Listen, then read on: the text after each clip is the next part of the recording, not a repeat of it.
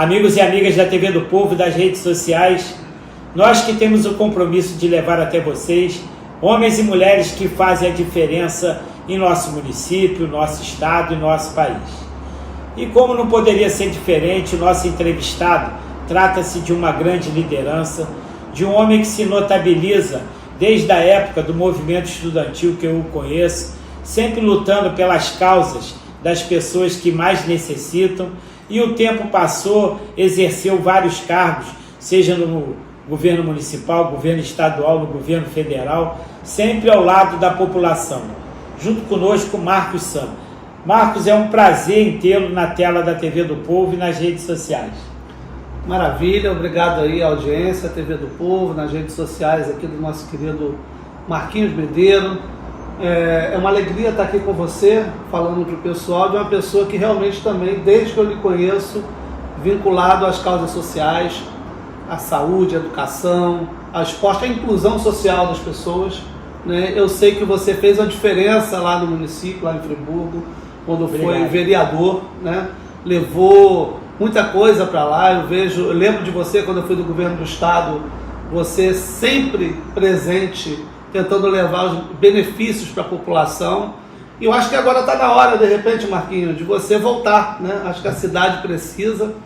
Friburgo é um lugar central, né? Você pode tentar levar cada vez mais coisas lá, como, por exemplo, aquele arranjo produtivo local. Você sabe que tudo começou na questão do polo de moda íntima com o arranjo produtivo local. Tudo começou com um projeto. Existe muito dinheiro federal, né? Dinheiro estadual que dá para a gente melhorar, sobretudo a área do turismo, que é um lugar onde você pode gerar muito emprego. Eu acho que a gente trabalhar nesse sentido, tendo o Marquinho aqui como um elemento que consegue fazer essa articulação, eu acho que a cidade vai ganhar muito, hein? Eu queria que você começasse a falar, quem é Marcos Sam? Marcos Sam, piauiense, da terra do meu amigo Wellington Moreira Franco. Da terra do Moreira, piauiense, flamenguista, adoro futebol, pai de Alice Teixeira, pai de Matheus Teixeira, 12 anos, e tenho já um de 29 anos, que é o Matheus. Começou cedo, hein? Cedo. Cientista social pela Universidade do Estado do Rio de Janeiro, um apaixonado pelo Rio de Janeiro, não só pela cidade, pelo Estado, né? Uma grande vocação no nosso Estado, que infelizmente sofre hoje muito, cada vez mais, com a questão da segurança, mas sou um otimista, né? Por isso estou sempre aí na luta, principalmente da inclusão das pessoas com deficiência. Foi um cargo que eu ocupei como secretário aqui com muito orgulho, no governo do Marcelo Crivella, nosso amigo em comum. Um abraço para o senador, um grande abraço para o deputado, prefeito, senador, prefeito, um grande homem de Deus, né? Sem dúvida. Sempre levando a palavra de Deus às pessoas, um cara muito sincero, né? Muito parceiro, e ama esse estado do Rio de Janeiro. Ajudou muito a minha cidade. Na época da tragédia, ele viabilizou 20 mil cestas básicas, ele entregou uma emenda de 4 milhões e 200 mil. No dia da tragédia, ele posou na cidade com a presidenta da República, Dilma. Então, Nova Friburgo tem que ser e é muito grata ao senador, deputado e prefeito Crivella. Ele é uma pessoa, parece uma redundância, mas é uma pessoa humana, né? Porque tem algumas que não são tão humanas. É um cara que também a gente está fazendo um projeto de esporte com ele também, através das emendas parlamentares, também nesse viés de inclusão das pessoas com pessoas deficientes. Vamos conseguir lá em Friburgo, eu consegui uma emenda com o então deputado federal Harold de Oliveira, que era seu amigo. Sim. O Harold, eu pedi ao Paulinho conseguiu com ele 400 mil reais e tem uma quadra no Catarcione, que é um bairro lá da cidade, a melhor quadra da cidade, foi feita com emenda parlamentar. Então você aí do Catarcione foi beneficiado por ações iguais a essa que o Marcos Sam está viabilizando, e vou aproveitar que ele já deixou a deixa, vou pedir a ele uma quadra para a gente aí em algum bairro aí, vamos lá. Bora, a gente tem condições, né? A gente trabalha muito com projeto social, captação de recursos junto ao governo federal. Eu acho que o que falta muito, Marquinhos, é projeto. A necessidade tem nas cidades, né? As pessoas têm necessidade, mas falta muita gente com a tua capacidade de juntar gente que entenda a captação de recursos. Mas você é uma liderança, você é uma pessoa que procura as pessoas que entendem, que conhecem. A gente precisa de pessoas assim, né? e a gente tem conversado muito aqui. Fica esse desafio, a gente buscar aí uma emenda parlamentar de um desses amigos deputados aí, do governo federal, para a gente poder fazer lá o projeto de esporte, que a gente sabe que o esporte faz a diferença na vida das pessoas. E a sua formação, como é que você coloca em prática no dia a dia, sendo que você é um homem muito respeitado na política, essa parte técnica com a parte prática? Na verdade, a minha vida foi determinada pela política. Aos 17 anos eu comecei a fazer movimento estudantil, como você sabe. Fizemos junto. Liderando passeata, Lindbergh Farias, Fernando Guzmão, Capelli, Orlando Silva. Todos esses nomes aí, a gente é dessa geração. E quando eu fui estudar na Universidade do Estado do Rio de Janeiro, ser cientista social, cientista político, eu já fazia política.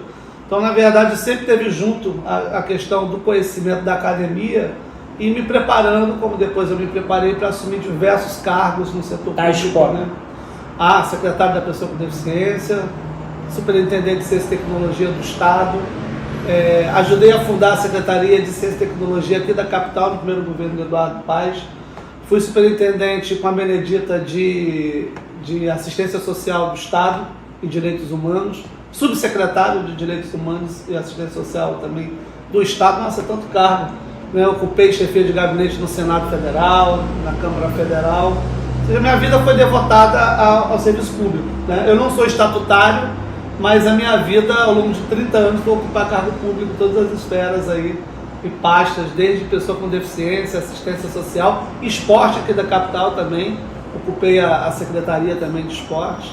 E a gente tem uma vida aí devotada ao serviço público, graças a Deus, com o nome limpo, não respondo a nenhum processo. E continuo ainda acreditando que esse é um caminho bom para você fazer a diferença na vida das pessoas. Trabalhou nos Jovens pela Paz também, não foi? Nossa, pulei essa parte. Eu fui da subchefia do Gabriel da Rosinha, e eu tive a oportunidade de tocar alguns projetos, né, e acompanhar alguns projetos, entre eles o Vida Nova, que era um grande projeto de inclusão social, e o Jovens pela Paz, que fez uma diferença na vida de muitos jovens no estado do Rio de Janeiro, que tinham oficinas, desde a área cultural até cursos de profissionalização, né? Esportes, eram diversas oficinas. Jovens pela Paz até hoje é lembrado como uma das marcas do governo Garotinho, do governo Rosinha. E eu tenho muito orgulho de ter participado desse processo. Eu lembro que você também participou ativamente do PSB, porque eu viabilizei o PSB em Friburgo antes do momento em que a prefeita Saudade Braga entrou pelas mãos do Saturnino e do Moncleber Gomes. Antes o PSB estava sob minha administração e você já fazia parte. Como é que foi essa história partidária? Em 2000 eu era do PT, né? Fui direção estadual do PT, fui presidente estadual da Juventude do PT, fui da direção aqui, né? Toquei o partido aqui. Em 2000, por uma série de divergências, eu saí e fui para o PSB. O PSB foi o partido que eu mais fiquei tempo, né? Na época o presidente era o Alexandre Jaimão faleceu? Jaimão, grande, Jaimão Chico Mendes. Jaimão foi guerrilheiro, né? Lutou contra a ditadura e faleceu agora ano passado, final do ano passado. Juscelino, a galera. Chico Mendes. Galera toda, lutadora aí, né? Mas no PSB foi isso, e foi justamente em 2009 que eu conheci o senador Romário e a gente fez o convite para ele entrar na política. Eu ia te falar justamente sobre isso. Como é que foi? Só um parênteses, o Marcos Sam foi o homem, um dos responsáveis, maiores responsáveis, para que o Baixinho entrasse na política. Como é que foi isso? Na verdade, foi um amigo em comum que teve essa ideia, né? Era um empresário da Barra, que era amigo dele, meu amigo, teve essa ideia de botar ele na política, mas não sabia como. Ele marcou uma reunião em 2009, provavelmente em junho de 2009. Mas você sabia como? Sim, e aí eu mostrei para ele que era um bom caminho, né? Ele já tinha parado, né, há um tempo de jogar, não era técnico, não estava tentando se reencontrar na vida. E a gente falou da política, que era um meio caminho, que ele tinha uma filha, né, tem uma filha com síndrome de Down, que isso poderia ser também um elemento de luta social. E as coisas foram clareando na mente dele, na nossa. Eu fiz o convite para ele ir para o PSB na época, e ele terminou aceitando o desafio, ele tentando se adaptar, o que ia falar, como ia andar, e a gente podendo ensinar para ele, mostrar os caminhos da Câmara. Foi um momento bem emocionante para nós. Como é que você avalia hoje o governo Cláudio Castro? Eu acho que a gente tem muita dificuldade na segurança, já é notório, né? Mas eu acho que o governador, de repente, poderia se aproximar mais do governo federal. O governo do estado precisa dessa aproximação, né? Sobretudo porque a gente está aí, o estado devedor, a gente precisa reorganizar isso. Ele chamou há pouco tempo aí os deputados federais para poder, né, mostrar a situação das finanças, é um momento muito difícil. Eu acredito que ele está tentando fazer aí a parte dele, mas eu acredito que ele precisa se aproximar mais do governo federal. Eu acho que é o melhor caminho que a gente poderia para o estado do Rio de Janeiro, não só para a gestão dele, mas para o estado do Rio de Janeiro. Toda vez que teve conflito no Rio de Janeiro do governador com o governo federal, o Rio de Janeiro se afundou mais ainda. E esse melhor caminho, como é que está o governo federal nesse momento? Faz uma avaliação. O governo federal, a gente tem na verdade, uma expectativa, né? Uma esperança. Eu sou um torcedor brasileiro e a gente torce para que o governo federal consiga, como vem fazendo, retomando emprego. Houve uma empregabilidade maior agora, nos últimos anos, houve um crescimento do PIB para além do que se imaginava, quase 3%, onde o pessoal do mercado achava que era 1%. Então acho que os sinais são positivos do ponto de vista da economia. E para poder fazer a inclusão social, que é uma característica aí dos governos Lula, né, os dois primeiros principalmente, precisa esse bolo econômico crescer. Eu estou muito otimista, eu acho que o caminho está certo. É claro que você tem oposição, você tem cenário mundial que pode interferir, até as guerras podem interferir, né, negativamente, como é o caso da Ucrânia, mas também tem um lado positivo, né, que é também o aumento aqui da história do petróleo. Quando aumenta o petróleo, a gente também vende mais petróleo, né? E ele fica mais alto o valor e a gente tem os royalties disso, os commodities disso, e aumenta. Então, eu acredito que o governo está num sentido bom do ponto de vista econômico, e a história dos governos Lula é de que ele conseguia pegar um pedaço desse bolo do crescimento econômico e dar para as pessoas que precisam. Estou otimista. Eleições municipais, como é que está aqui na capital? Aqui na capital, no Rio de Janeiro, a gente tem o prefeito, é o mais cotado, né? Tá, todas as pesquisas aparecem liderando. O Eduardo Paes a gente costuma dizer que ele é um síndico presente, ele está em tudo que é situação, põe a cara a tapa, é um gestor. Mas a gente observou que o Ramagem, independente do que vai acontecer com ele do ponto de vista aí da justiça, é um cara que já vem crescendo muito. Estava batendo uns 15%, 17% em algumas pesquisas, sem aparecer concretamente. Então eu prevejo aí tem o pessoal da esquerda também, do PSOL, né? Que tem eternamente lá o professor Tarcísio, que é sempre candidato, e tem ali em torno ali dos 10, 12, 15%. Então, tendo o Tarcísio, tendo o Ramagem candidato aí pela direita, o Eduardo prefeito e na máquina, eu acredito que ele possa ter aí um segundo turno, se houver repetir a polarização entre o pessoal da direita com o Bolsonaro, e aqui o Eduardo está com o apoio do PT, do Lula, né? Então, eu acho que de repente pode ser que ocorra essa polarização. Vamos ver o que acontece. Bolsonaro, qual a avaliação que você faz? Bolsonaro, acho que a avaliação é que ele, né, acho que a inelegibilidade dele já diz tudo. Acho que ele errou muito, errou na gestão, errou nas palavras, né? O Lula tem falado algumas besteiras, né? Mas o Lula fala uma besteira por mês, o Bolsonaro falava 10 besteiras por dia. E eu acho que ele pagou o preço. Eu acho que é uma pessoa que mostrou que não acredita na democracia, independente se ele foi bem ou não na gestão. Acho que foi o mais grave, ficou claro, acho que cada dia, os brasileiros, que eles tentaram dar um golpe na democracia, se manter no poder sem o processo democrático. É a gente que tem uma vida democrática, né? A gente nasceu pedindo eleição nas escolas, né?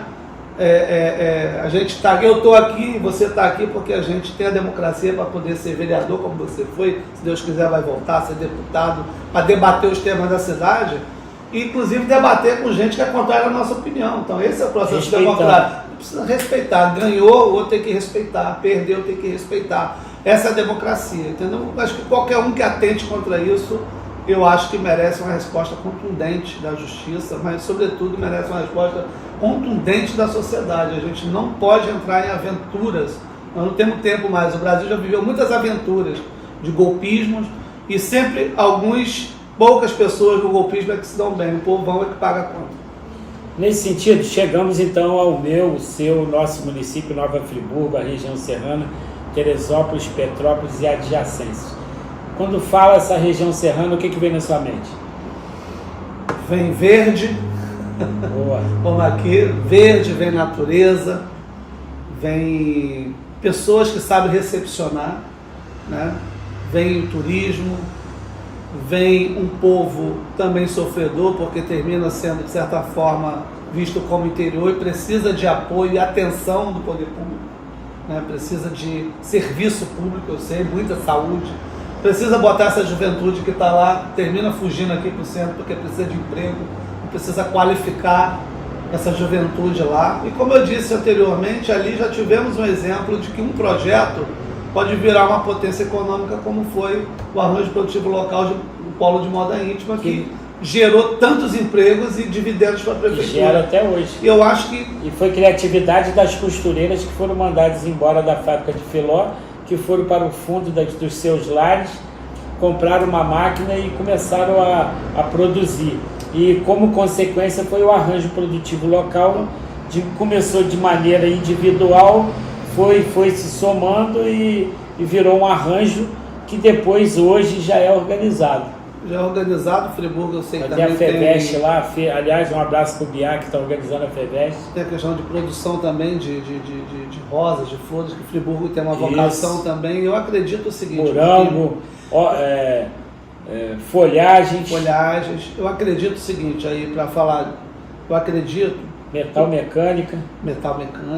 Friburgo, como diversos outros municípios, precisa de liderança, sem dúvida, visão com formação política, um compromisso com o povo, formação técnica e com essa disposição que você tem. Porque eu vou te dizer, falando aqui, por exemplo, a gente tem que elogiar os bons exemplos, né?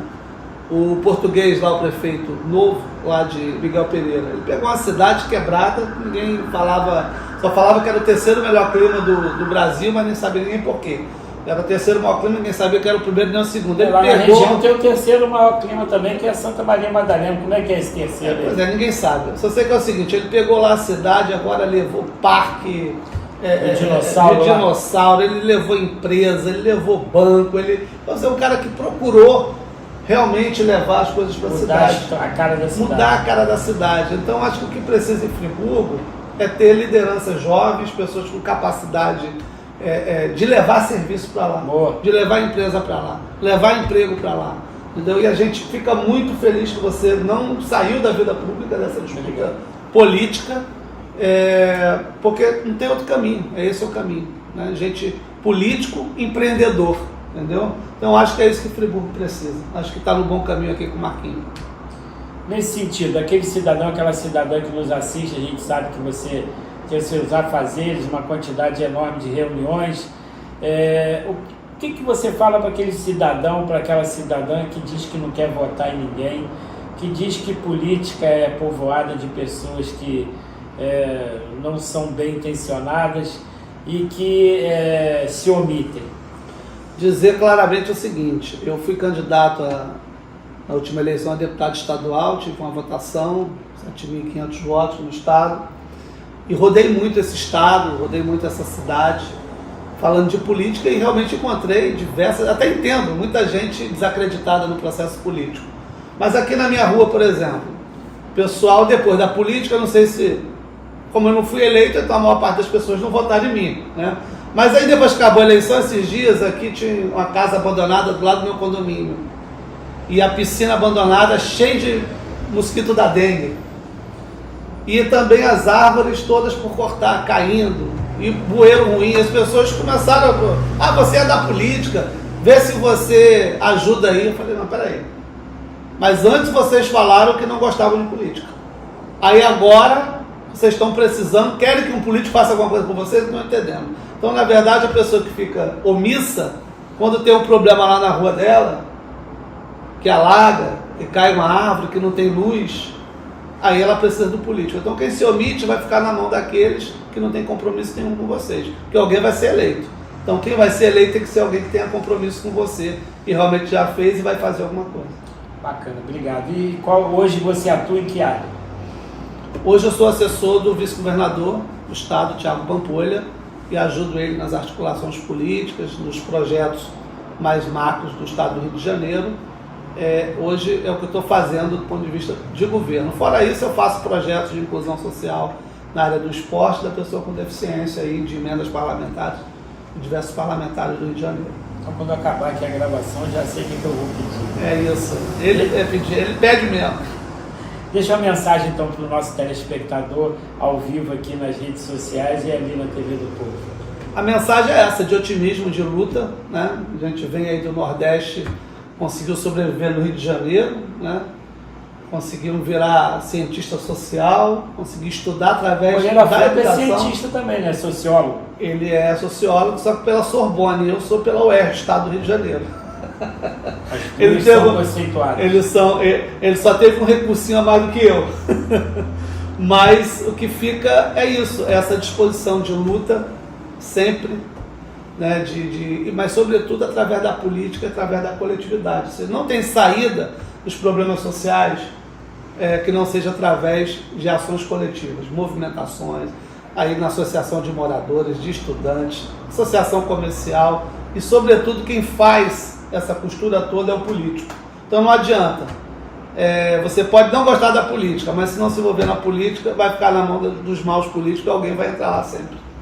Quero agradecer esse momento do Marco Sam, que foi uma das grandes lideranças. Em 1992, organizamos o movimento Fora Collor pelo país e mostramos o quanto é importante a participação do cidadão, da cidadã, fazendo com que possa mudar a vida para melhor, se utilizando de políticas públicas, de participação e tendo a possibilidade de mostrar que o mundo pode ser melhor. Obrigado. Isso aí.